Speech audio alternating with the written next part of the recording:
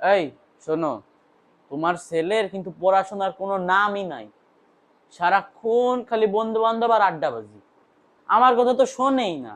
তুমি একটু কিছু কইও। আর আমি কইছি আবার এটা কইও না। আচ্ছা ঠিক আছে, আমি দেখতেছি।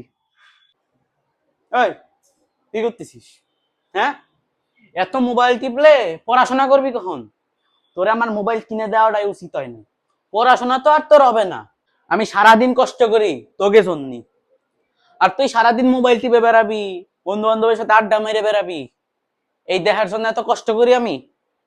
আজকের তে তোর সব বন্ধ, বন্ধু বান্ধব সব বাদ। স্কুলে যাবি, ছুটি হইব, এদিক ওদিক যাবি না, ডাইরেক্ট বাসায় যাবি। আর নাহলে তোর ফোন নিয়ে যাবো। আর আজকের তে তোরে আমি একটা টাকাও দিব না, একটা টাকাও না। আবু সরি, আর করবো না, সত্যি আর করবো না। এই যে সরি কইছি না, আর কখনো করবো না আমি। আরে ওইছে, তুমি থামো তো, আর কত বকবা? এখন তো আর করবে না, এখন তো ভালো করে পড়াশোনা করবে না। এই তুমি চুপ থাও।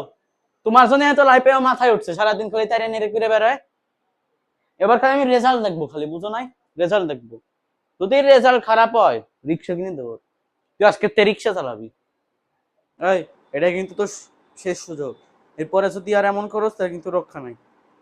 এই হইছে, যাও যাও, ঘরে যাও, তুমি যাও, অনেক হইছে।